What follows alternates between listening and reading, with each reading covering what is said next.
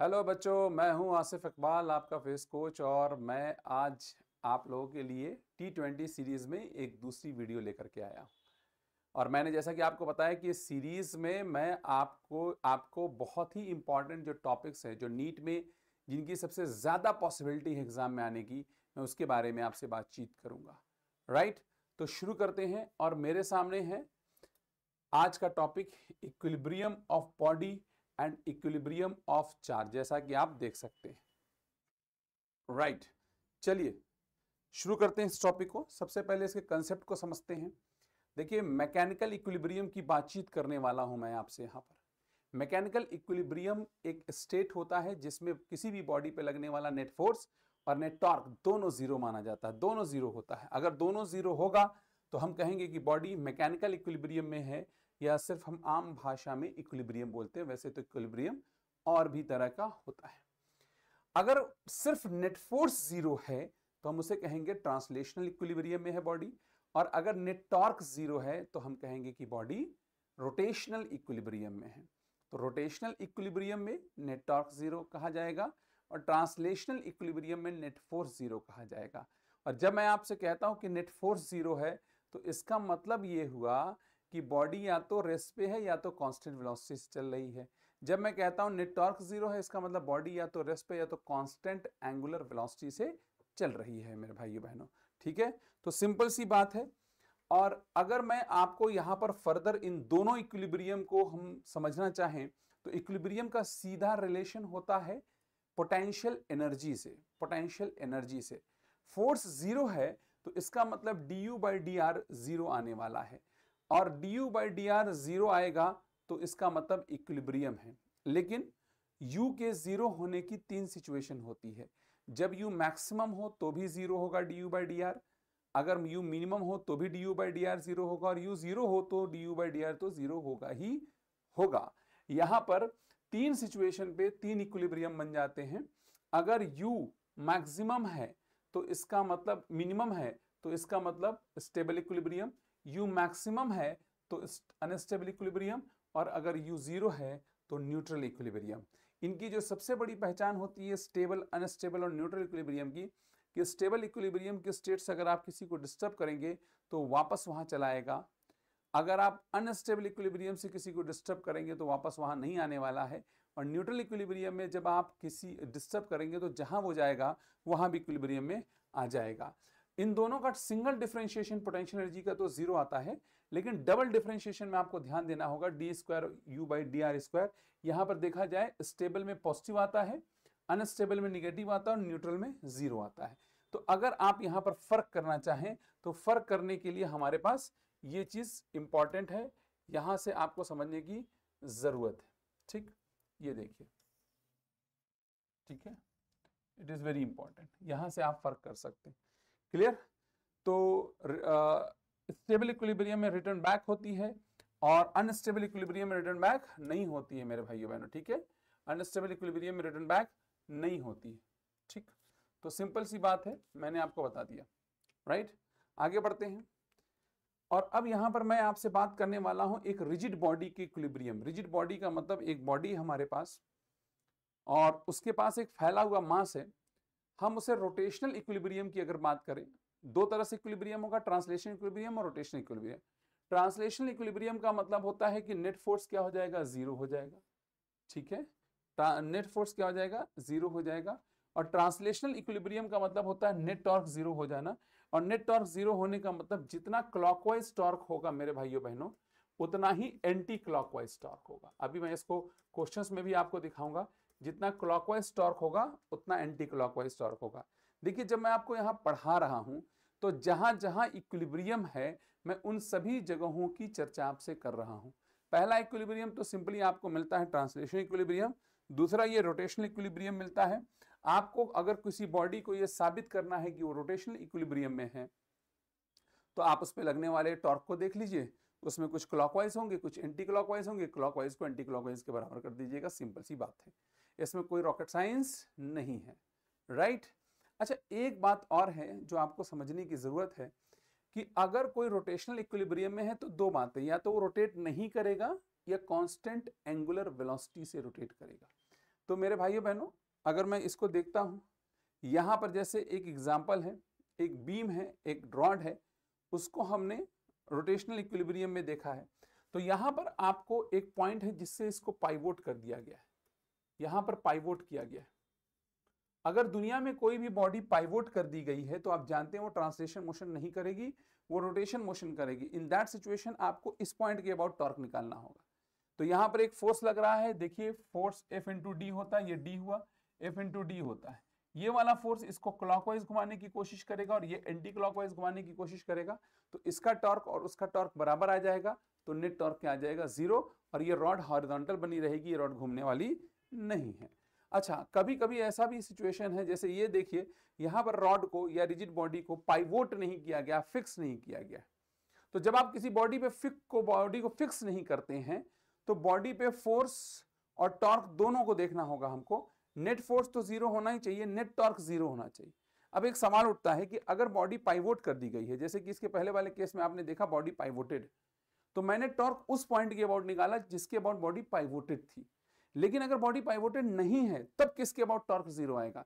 जवाब है, अगर ये इक्विलिब्रियम में है तो किसी भी पॉइंट के अबाउट ले लो, A, C, G, B, किसी भी पॉइंट के अबाउट आप टॉर्क ले लो।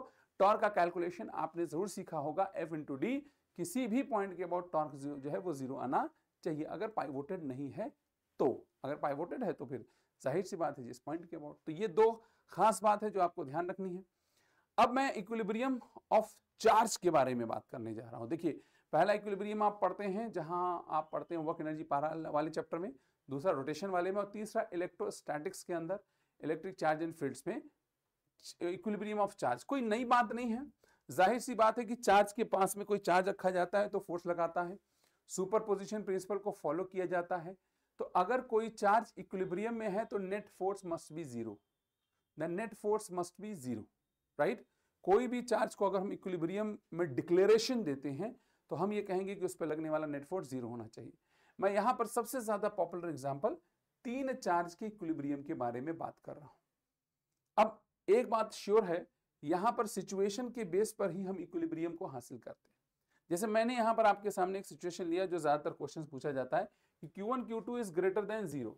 Q1 Q2 is greater than 0 होने का मतलब ये होता है कि जो दोनों चार्ज है या तो पॉजिटिव है या तो निगेटिव। जैसे मैंने यहां देखो Q1 और Q2 को पॉजिटिव लिया और मैं चाहता हूं कि एक तीसरा चार्ज रखा जाए, और दो बातें मैं सोच सकता हूं। पहली, सिर्फ वो तीसरा चार्ज इक्विलिब्रियम में रहे, या फिर मैं ये सोच सकता हूं कि पूरा सिस्टम इक्विलिब्रियम में रहे। अगर आप सिर्फ तीसरे चार्ज को इक्विलिब्रियम में लाना चाहते हैं तो इन दोनों चार्ज के बीच में कहीं रख दीजिएगा। आप कहेंगे इससे क्या होगा? इससे ये होगा कि ये फोर्स लगाएगा, ये फोर्स लगाएगा, और जो फोर्स लगाएगा वो अपोजिट आएगा, नेट रिजल्टेंट 0 होना चाहिए। इनके चार्ज की वैल्यू के आधार पर तय होगा कि इसको कहां रखा जाए। जैसा ये चार्ज की वैल्यू होगी उसके आधार पे हम तय करते हैं कि इसको कहां रखा जाए, और आप एक सुटेबल प्लेस पर रखेंगे ऐसा कि वहां पर नेट फोर्स आ जाए 0। ठीक है। अगर आप सिर्फ तीसरा चार्ज इक्विलिब्रियम में लाना चाहते हैं तो प्लस ले लीजिए या माइनस ले लीजिए, इससे कोई फर्क नहीं पड़ेगा। प्लस लीजिए या माइनस लीजिए, दोनों सिचुएशन में नेट फोर्स क्या आने वाला है? 0 आने वाला है। लेकिन अगर आप पूरा सिस्टम इक्विलिब्रियम में चाहते हैं तो ये जो तीसरा चार्ज आप उठा के रख रहे हैं, ये तीसरा चार्ज इन दोनों के अपोजिट नेचर का होना चाहिए। यानी अगर ये दोनों पॉजिटिव हैं तो ये निगेटिव होना चाहिए, और अगर ये दोनों निगेटिव होते तो ये पॉजिटिव होता। पूरे सिस्टम का मतलब इस पे भी नेट फोर्स 0, इस पे भी नेट फोर्स 0, इस पे भी नेट फोर्स 0।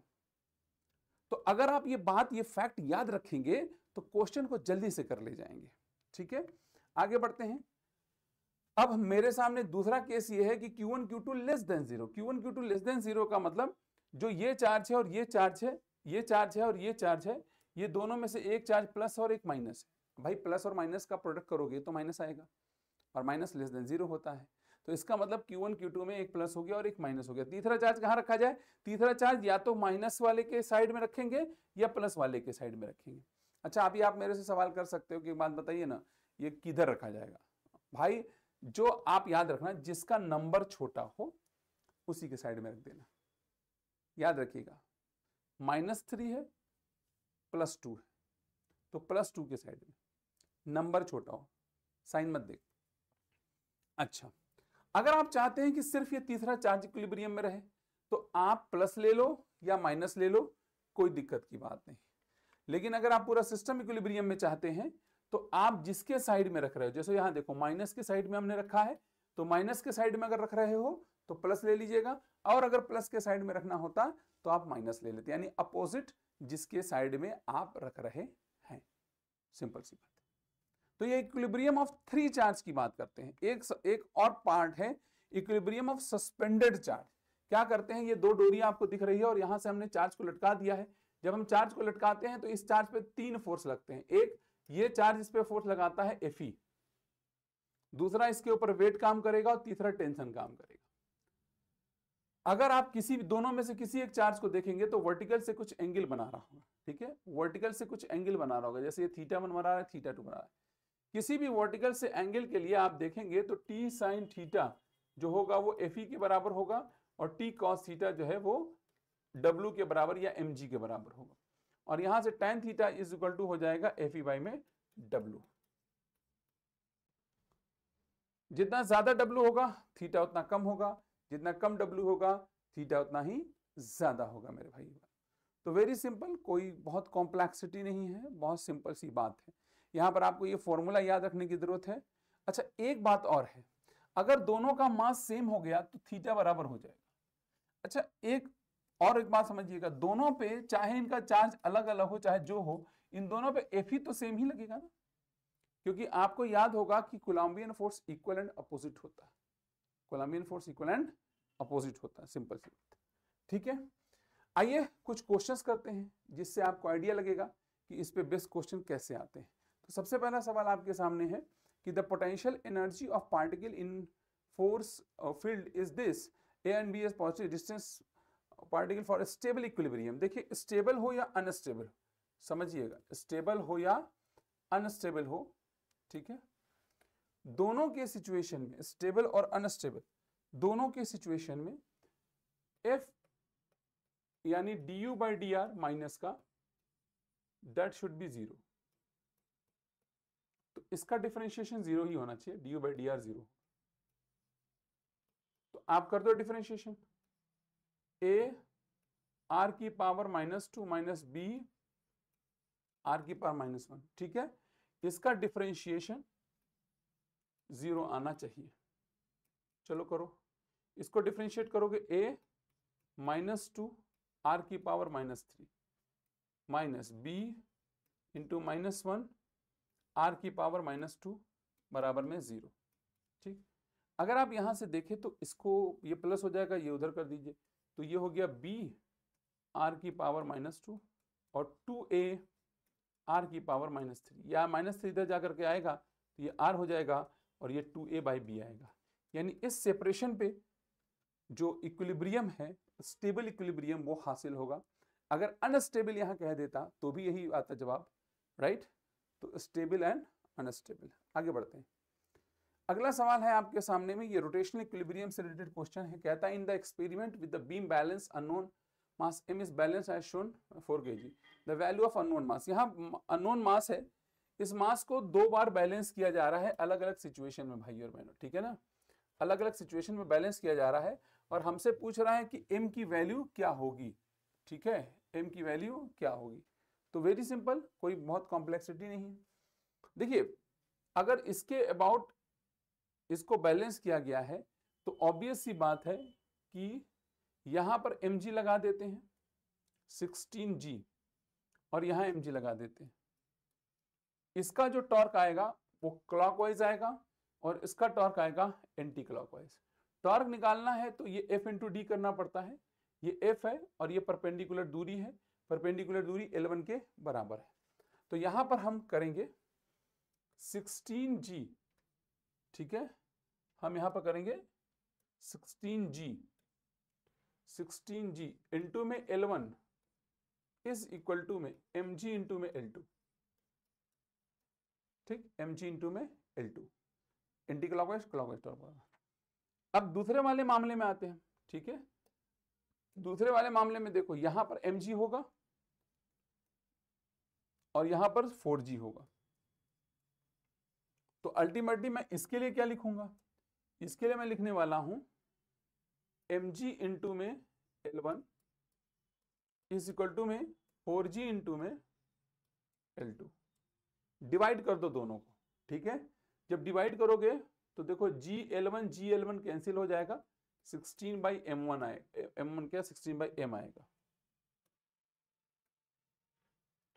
और यहां डिवाइड करोगे तो L2 से L2 G से G कट जाएगा, m/4 आएगा। तो m square is equal to 64 आ गया भाई और बहनों, और यहां से m की वैल्यू आ गई 8 kg। तो सिंपल था, यहां पर रोटेशनल इक्विलिब्रियम से आपने क्लॉकवाइज टॉर्क और एंटी क्लॉकवाइज टॉर्क को बराबर कर दिया, ठीक है। Very easy question. अगले सवाल पे चलते हैं। देखिए ये भी इक्विलिब्रियम का है और ये नीट में पूछा गया सवाल है।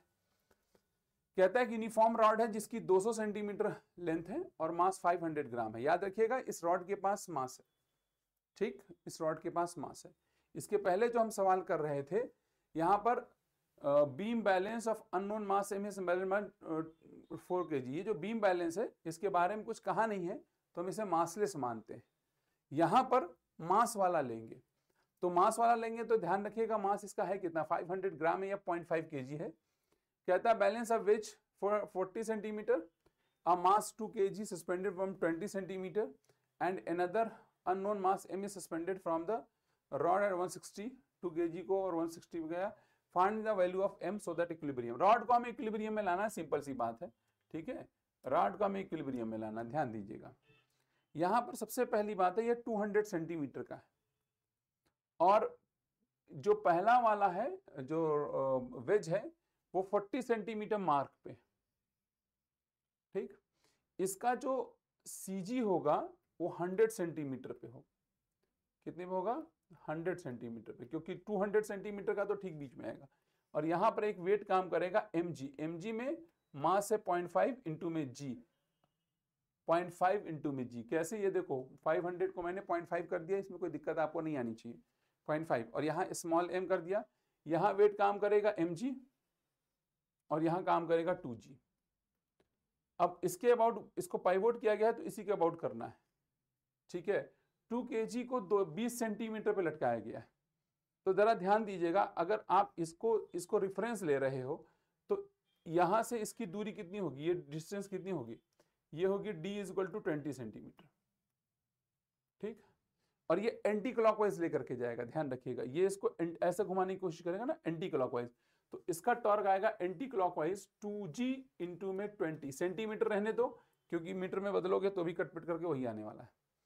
इसका देखो, इससे परपेंडिकुलर दूरी कितनी होगी, 60 हो जाएगी।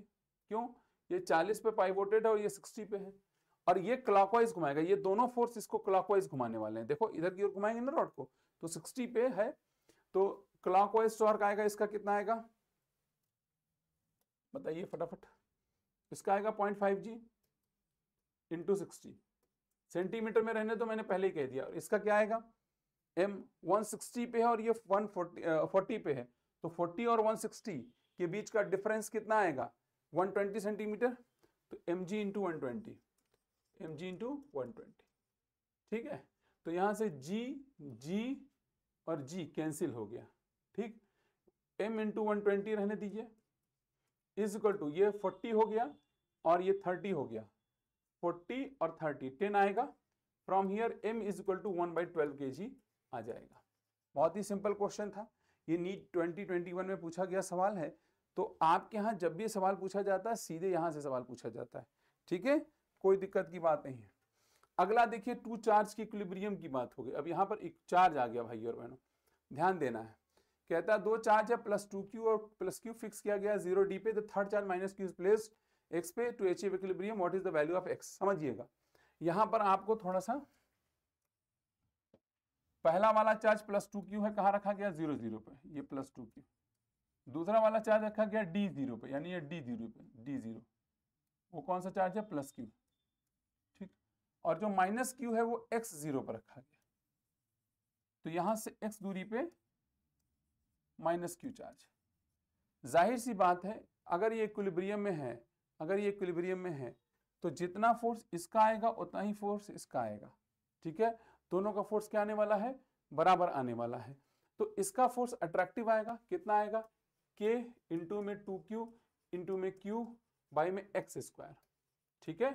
और यहाँ क्या हो जाएगा, इसका इस पे फोर्स क्या आएगा, k इंटू में q इंटू में क्यू, बाई में बीच का डिस्टेंस कितना आएगा, ये डिस्टेंस बताइए कितना आ जाएगा, डी माइनस एक्स का होल स्क्वायर। ठीक है, तो क्यू स्क्वायर से क्यू स्क्वायर कैंसिल, के से के कैंसिल। ठीक, अब यहाँ रूट ले लो, अंडर रूट 2x बाई में x बराबर में 1 बाई में डी माइनस एक्स।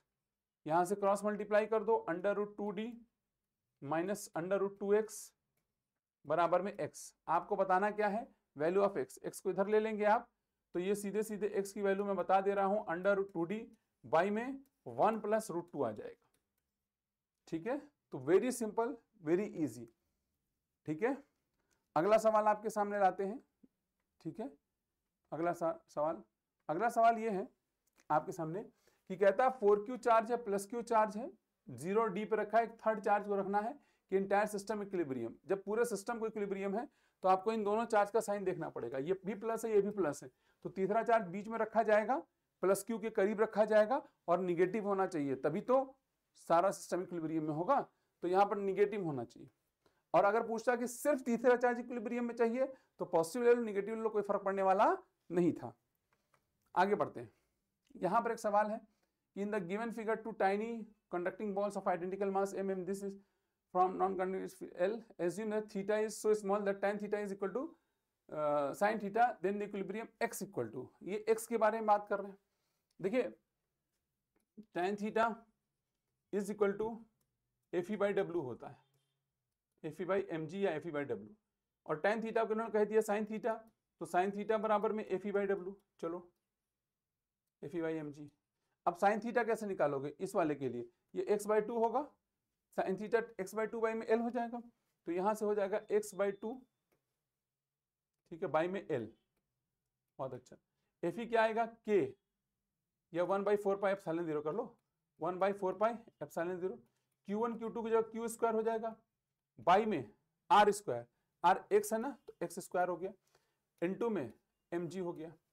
हमें किसको देखना है, हमें x के लिए देखना है, x की बात समझनी है।